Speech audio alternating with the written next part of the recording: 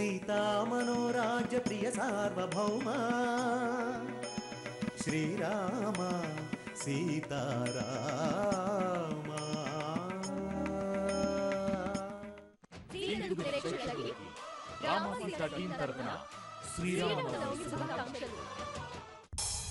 నిజం దోస్త్,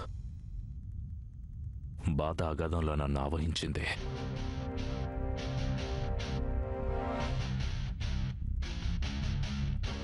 ఈ ప్రపంచంలో నా బాధను తీర్చగలిగే వాళ్ళెవరూ లేరు. ఇంతవరకు ఎవరికి చెప్పుకోలేదు.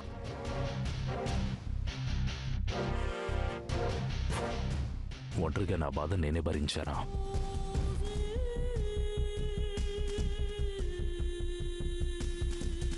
కానీ మొదటిసారి నా బాధను నీతో షేర్ చేసుకోవాలనిపిస్తుంది. నా ఆవేదన నీతో పంచుకోవాలనిపిస్తుంది.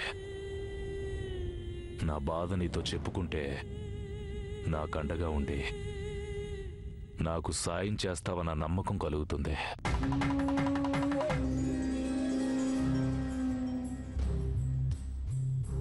తప్పకుండా దేవ్. ప్రాణానికి ప్రాణమైన మా అమ్మ ప్రాణాలు కాపాడావు. ఆ కృతజ్ఞత నా మనసులో ఎప్పుడూ ఉంటుంది. ఆ రోజు హాస్పిటల్లో మాటిచ్చాను. ట్రైనింగ్కి వెళ్లే ముందు అప్పుడు కూడా మాటిచ్చాను. ఇప్పుడు కూడా మాటిస్తున్నాను. నీకే సహాయం కావాలన్నా నేను చేస్తాను. నీ చివరి దాకా నేను తోడుగా ఉంటాను. నీ గురించి నాకు తెలుసు దోస్త్. అమ్మ రఘురామ్ అని ఏ ముహూర్తాన పేరు పెట్టిందో మాట ఇస్తే అది తప్పకుండా నిలబెట్టుకుంటావని నాకు తెలుసు. నీ బాధ ఏంటో చెప్పు దేవు. నీకేం సహాయం కావాలో చెప్పు.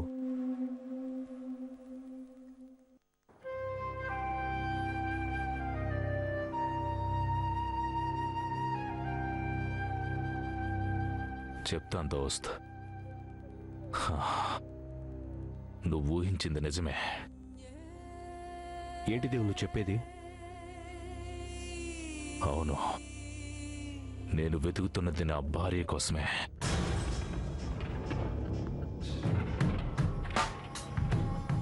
ఏంటి దేవు నువ్వు చెప్పేది? ఎవరికి చెప్పుకోలేని నిజం.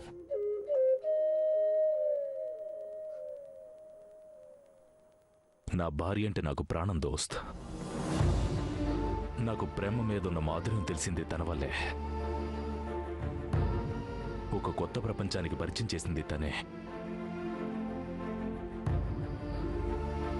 చిన్నప్పటి నుండి ఈ దేవికి భయం తప్ప ఏదీ తెలీదు. నన్ను పూర్తిగా మార్చి నాకు కొత్త జీవితాన్ని ఇచ్చింది. ఈ ప్రపంచంలో నా శ్వాస, ఆశ, ప్రేమ అన్నీ నా భార్య అని సంతోషపడ్డాను.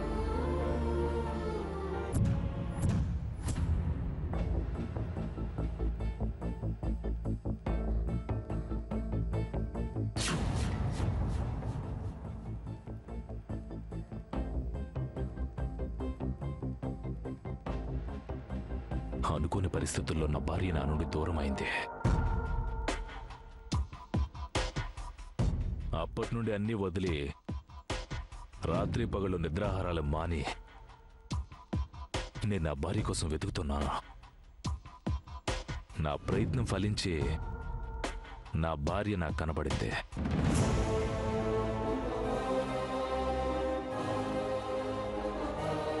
ఇంకేంటి దేవు నీ ప్రాబ్లం? కనిపించినప్పుడు తన్ని నీ వెంట తీసుకురాలేదా? దోస్త్, నా భార్య నా దగ్గరికి రాకుండా కొన్ని శక్తులు అడ్డుపడుతున్నాయి. నా భార్య నా దగ్గరికి రాకుండా కొంతమంది కలిసి యుద్ధం చేస్తున్నారు.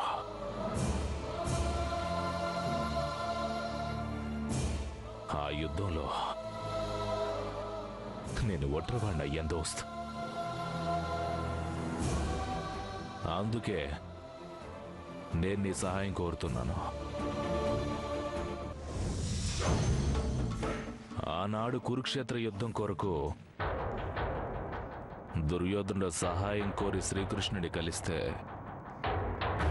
నీకు యుద్ధం చేసే చతురంగ బలగాలు కావాలా, రథం నడిపే నేను కావాలని అడిగితే దుర్యోధనుడు దైన్యాన్ని అడిగి తప్పు చేశాడు.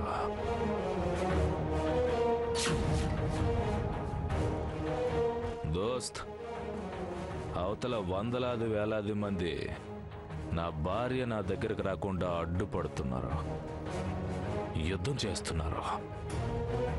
నువ్వు నాకు అండగా ఉంటే చాలు, వాళ్ళతో యుద్ధం చేసి నెగ్గి నా భార్య నా దగ్గరికి తెచ్చుకుంటాను.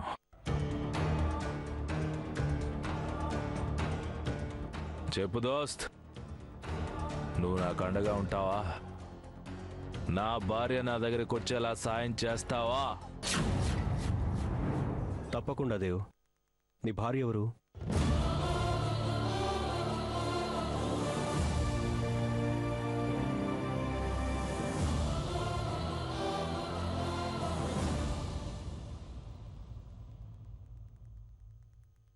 మీనాక్షి, మీనాక్షి, మీనాక్షి, మీనాక్షి.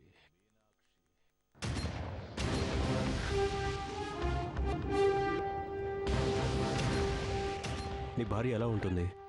ఎక్కడుంటుంది? తన్ని నీ దగ్గరికి రాకుండా అడ్డుపడేదెవరు?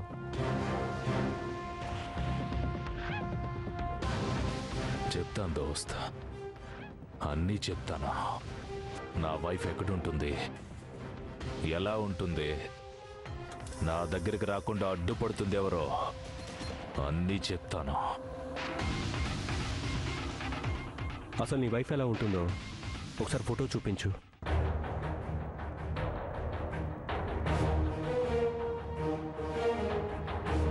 ఫోటో ఎందుకు దోస్త్, డైరెక్ట్గా మనిషినే చూపిస్తాను.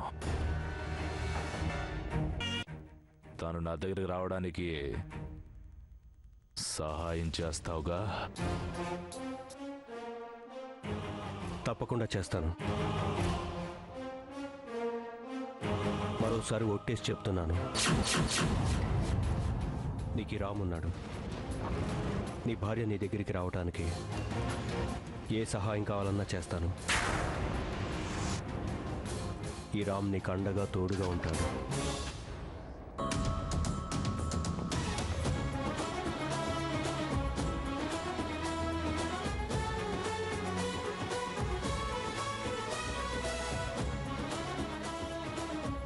చాలు దోస్తా, ఈ దేవ్ కా మాట చాలు. Thank you very much.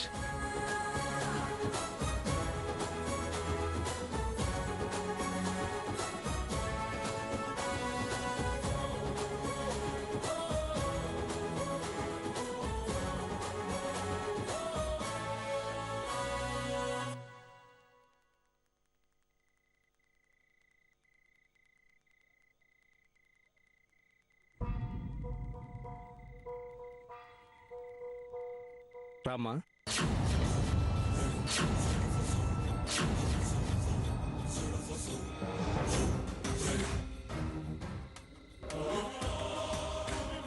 రామ్మా, కూర్చో. ఇప్పటిదాకా నీ కోసం వెయిట్ చేసి నీకు లేట్ అవుతుందేమోనని నేను భోజనానికి ఇప్పుడే కూర్చున్నాను. ఇంతలో నువ్వే వచ్చావు. అమ్మగారికి కూడా వడ్డించు. అలాగే బాబు.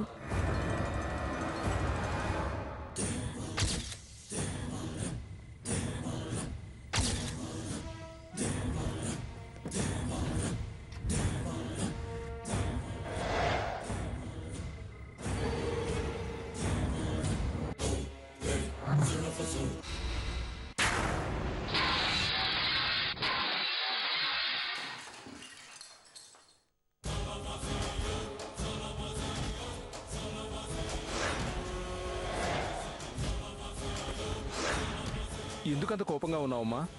అసలు నీకు తిండి ఎలా తిరుగుతోందన్నయ్య? నీ చెల్లెలు ఎంత టెన్షన్ పడుతుంటే నువ్వు అంత కూల్గా ఎలా ఉంటున్నావు? అసలు ఏం జరిగిందో చెప్పమ్మా. దేవుని నా సొంతం చేస్తానన్నావు, దానికోసం ఏమైనా చేస్తానన్నావు. కానీ రోజు రోజుకి దేవ్ నాకు దూరం అవుతున్నాడు. ఏం చేయాలో అర్థం కావట్లేదు. అమ్మా నిత్య, నీ ఎమోషన్ని కంట్రోల్ చేసుకో. అసలు ఏమైందో క్లియర్ గా చెప్పు. ఏం చెప్పమంటావు? రామ్ని చంపేద్దామన్నయ్య అంటే నా మాట విను, సమయం సందర్భం రావాలి, అంతా నేను చూసుకుంటాను, నువ్వు కూల్గా ఉండు అని కబుర్లు చెప్పావు. ఇప్పుడు చూడు ఏమైందో. తన భార్య పేరు మీనాక్షి అని దేవ్ రామ్తో చెప్పేశాడు. తన వైఫ్ ఎక్కడుందో డైరెక్ట్ గా చూపిస్తానంటున్నాడు. రామ్కి దేవ్కి ఉన్న రిలేషన్ ఏంటో మనం కళ్ళారా చూసాం. దేవ్ కోసం రామ్ ఏమైనా చేస్తాడు. దేవ్ తన వైఫ్ ను చూపిస్తే రామ్ ఊరుకుంటాడా? ఇద్దరిని కలుపుతాడు. అప్పుడు నువ్వు నేను ఇంట్లో కూర్చుని చెక్క బదిలీ చేసుకుందాం. ఏంటమ్మా నువ్వు చెప్పేది? అన్నయ్య, ఇంకో విషయం. ఆ రఘురాం నీకు నేను సహాయం చేస్తానని దేవ్కి మాట కూడా ఇచ్చాడు. ఎన్ని అవాంతరాలు ఎదురైనా మాటను నిలబెట్టుకుంటాడు. ఆ జానకినే మీనాక్షి అని ప్రూవ్ చేసి దేవ్కి సొంతం చేస్తాడు. చూడమ్మా, ఇల్లు అలగ్గానే పండగ కాదు. భార్యని అంతలా ప్రేమించే దేవ్ అక్కడున్నది మీనాక్షి అని ప్రూవ్ చేయడానికి చాలా కష్టాలు పడుతున్నాడు. అలాంటిది ఆ రామ్ కంత ఈజీ కాదమ్మా. నువ్వు ఆ పోలీసుని చాలా తక్కువ అంచనా వేస్తున్నావు. రాత్రిపూట చందమామను చూపించి ఇది సూర్యుడే అని ప్రూవ్ చేయగల సమర్థుడు వాడు. అలాంటిది జానకి కాదు మీనాక్షి అని ప్రూవ్ చేయలేడా? ఏదో ఒకటి చెయ్యి, అర్జెంటుగా ఏదో ఒకటి చెయ్యి.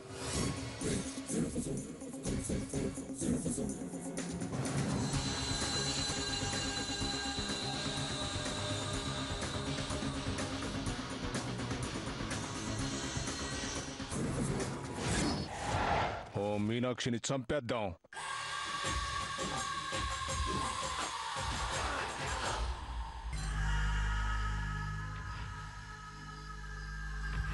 మీనాక్షిని చంపినంత మాత్రాన ఉపయోగం లేదన్నయ్య. మరేం చేద్దాం?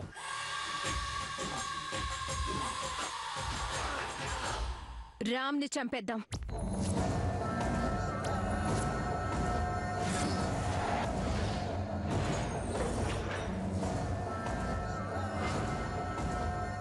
ఏం చెప్తున్నావమ్మా? రామ్ని చంపడమే ఈ సమస్యకి పరిష్కారం. వెంటనే వాణ్ణి చంపేద్దాం. నువ్వేం ఆలోచిస్తున్నావో నీకైనా అర్థమవుతుందా? రాముని చంపడం అంత ఈజీ కాదు. ఈ చేతకారి మాటలు నాకేం చెప్పొద్దు. నీ వల్ల కాకపోతే చెప్పు, నేనే చంపేస్తాను. చేతకా కాదమ్మా, వాడు పోలీసోడు. చంపడంలో ఏమాత్రం తేడా జరిగినా దేవునికి శాశ్వతంగా దూరం అవుతాడనే బాధపడుతున్నాను. వద్దు, ఈ మాటలు చెప్పొద్దు. రామ్ని చంపడం నీకు భయం అంటే చెప్పు, నేనే చూసుకుంటాను. అంతేగాని తప్పించుకోవాలని చూడకు. సరేనమ్మా, రాముని చంపేస్తాను. చంపేస్తాను కాదు, వెంటనే వాడు చావాలి. ఆలస్యం కాకూడదు. ఎందుకంటే ఎనీ టైం దేవ్ రామ్కి జానకి అడ్రస్ చెప్పేస్తాడు. ఓకే ఓకే, నాకు తెలిసిన ఒక ప్రొఫెషనల్ కిల్లర్ ఉన్నాడు, వాడిని వెంటనే పిలిపిస్తాను. ఆ రఘురామ్ చావు వార్త వినే వరకు నేను మంచి నీళ్లు కూడా ముట్టుకోను.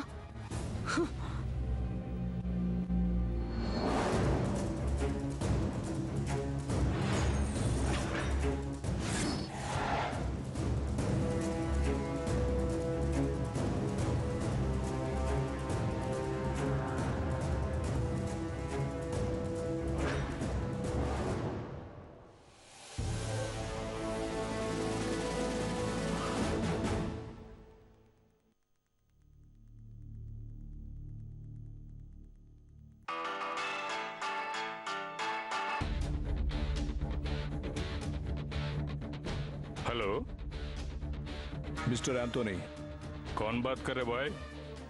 నేను నరేంద్రని మాట్లాడుతున్నాను. ఎక్కడున్నావు? हाँ साहब, मैं मुंबई में साहब. నీతో అర్జెంట్ పని ఉంది, రేపు మార్నింగ్ కల్లా హైదరాబాద్ వచ్చాయి.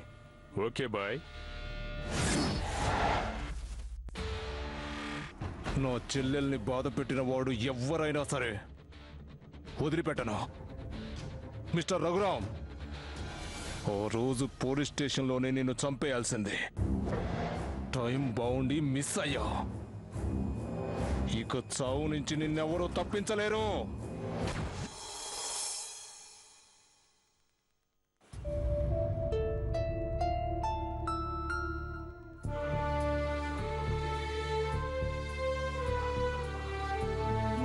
బాబు దేవ్,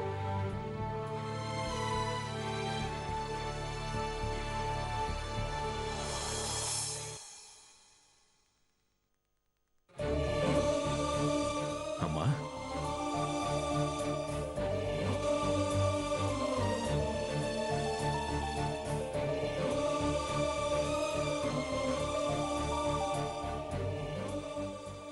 ఎలా ఉన్నావమ్మా? చూసి చాలా రోజులైంది. నేను బానే ఉన్నాను బాబు. నువ్వెలా ఉన్నావు? ఎలా ఉంటానమ్మా? పెద్ద దిక్కు లేనివాణ్ణి, ఏ తోడు లేనివాణ్ణి, ఆత్మీయత అనుబంధం లేనివాణ్ణి, ఆ బాధను ఒంటరిగా అనుభవించడం తప్ప ఏ సంతోషం లేనివాణ్ణి. ఇంకెలా ఉంటానమ్మా? చూడు బాబు, నేనుండగా ఇంకెప్పుడు ఇలా మాట్లాడకు. నీకు తల్లిలా నేనున్నాను. తోడబుట్టకపోయినా ఇద్దరూ తోబుట్టువుల్లాంటి వాళ్ళున్నారు. నువ్వెలా ఒంటరివాడివవుతావు? మిమ్మల్ని నిల్చోబెట్టి మాట్లాడుతున్నాను. రామ్మా, కూర్చో.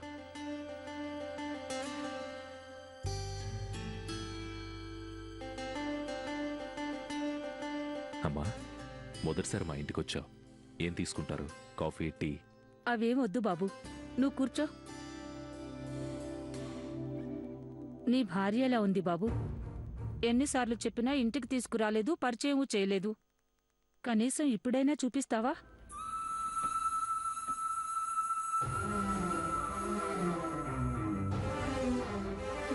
నా భార్య నా దగ్గర లేదమ్మా. అదేంటి బాబు? నా భార్య నా మీద అలిగి వెళ్ళిపోయిందమ్మా. అలిగి వెళ్ళిపోయిందని నువ్వు ఊరికే ఉన్నావా? వెళ్ళి తీసుకురాలేదా? లేదమ్మా. తప్పు బాబు. భార్యాభర్తలన్నాక ఏవో మాటలనుకోవడం, చిన్న చిన్న గొడవలు పడ్డం సహజం. అంతమాత్రానికే ఆడపిల్ల అలిగి పుట్టింటికి వెళ్ళిపోకూడదు. ఒకవేళ వెళ్ళినా భర్త వెళ్ళి నచ్చచెప్పి తీసుకురావాలి. మీలా మంచి చెప్పేవారు అక్కడెవరూ లేరమ్మా. అక్కడ కొంతమంది నా భార్య నా దగ్గరికి రాకుండా అడ్డుపడుతున్నారు. అందుకే నేనేమీ చేయలేకపోతున్నాను. అలా ఎలా అడ్డం పడతారు బాబు? భర్త దగ్గరికి రాకుండా భార్యను ఆపే హక్కు కన్నవాళ్లకు కూడా లేదు. భార్యని ప్రేమించే హక్కైనా, కొట్టే హక్కైనా, తిట్టే హక్కైనా భర్తకి మాత్రమే ఉంటుంది. ఏదేమైనా ఆడపిల్లని కాపురానికి రాకుండా ఆపడం మాత్రం తప్పు. అమ్మా, నా భార్య అలా అలిగి వెళ్ళిపోయినందుకు నా తప్పుందని మీరు అనుకుంటున్నారమ్మా? అలా ఎలా అనుకుంటాను బాబు? భార్య మీద, పెళ్లి మీద నీకెంత గొప్ప అభిప్రాయం ఉందో నాకు తెలీదా బాబు? కానీ ఇంతలా ప్రేమించే నిన్ను, నీ ప్రేమని దూరం చేసుకుంటోందంటే ఆ అమ్మాయి చాలా దురదృష్టవంతురాలని నాకనిపిస్తోంది. అయినా తను రాలేదని, తన వాళ్లు పంపలేదని నువ్విలా చూస్తూ ఊరుకోకూడదు. వెళ్ళు బాబు, నీ భార్య దగ్గరికి వెళ్ళి భార్యాభర్తల బంధం గురించి అర్థమయ్యేలా చెప్పు. ఏదో విధంగా నచ్చచెప్పి తీసుకునిరా. ఒకవేళ వినకపోతే దండించైనా తీసుకొచ్చే అధికారం కూడా నీకుంది. కాని భార్య ఒక దగ్గర, భర్త ఒక దగ్గర ఉండటం మంచి పద్ధతి కాదు. మీ మాటలు వింటుంటే నాకు చాలా సంతోషంగా ఉందమ్మా. అది వెంటనే జరిగితే చాలా బాగుంటుందనిపిస్తుంది. మాట్లాడ్డం కాదు, కోడల్తో మీ అత్తగారు వెంటనే రమ్మన్నారు అని చెప్పు. అవసరమైతే నేనే వచ్చి కోడల్తో మాట్లాడతాను. చాలమ్మా, ఈ మాట చాలు. మీరు తల్లిలా ఇలా చెప్తుంటే నాకు కొండంత ధైర్యాన్ని ఇస్తుంది. ఏదో ఒకరోజు నేను నా భార్యతో వచ్చి మీ పాదాలకు నమస్కరించి ఆశీర్వాదం తీసుకుంటాను. ఏదో ఒక రోజు కాదు, ఈ రోజే నువ్వు వెళ్ళాలి. రేపే నా కోడలతో కలిసి రావాలి. అవును బాబు, రేపు శ్రీరామనవమి, సీతారాముల కళ్యాణం గుళ్ళో జరిపిస్తానని మొక్కుకున్నాను. అందుకే మీ భార్యాభర్తలిద్దరినీ ఆహ్వానిద్దామని వచ్చాను. శ్రీరామనవమి, సీతారాముల కళ్యాణం భార్యాభర్తల బంధానికి ప్రతీక. అందుకే చెప్తున్నాను బాబు, ఏదో విధంగా నీ భార్యను తీసుకునొచ్చి పీటల మీద కూర్చో. ఒక్కసారి సీతారాముల కళ్యాణం జరిపిస్తే మీ మధ్యనున్న అడ్డంకులన్నీ తొలగిపోయి ఎప్పటికీ విడిపోకుండా కలిసిమెలిసుంటారు. అలాగేనమ్మా, తప్పకుండా నా భార్యతో కలిసి పీటల మీద కూర్చుని రేపు స్వామివారి కళ్యాణం జరిపిస్తాను. చాలా సంతోషం బాబు. మీ భార్యాభర్తలిద్దరికీ పట్టుబట్టలు తెచ్చాను. ఇవి కట్టుకుని రేపు మీరిద్దరూ కళ్యాణంలో కూర్చోవాలి. కూర్చుంటామమ్మా. నే వెళ్ళొస్తాను బాబు. మీరు తప్పకుండా రావాలి. మీకోసం ఎదురు చూస్తూ ఉంటాను. తప్పకుండా వస్తానమ్మా. ఒక్కడివే కాదు బాబు, నా కోడల్ని తీసుకుని రావాలి. అర్థమైందా? హ్మ్.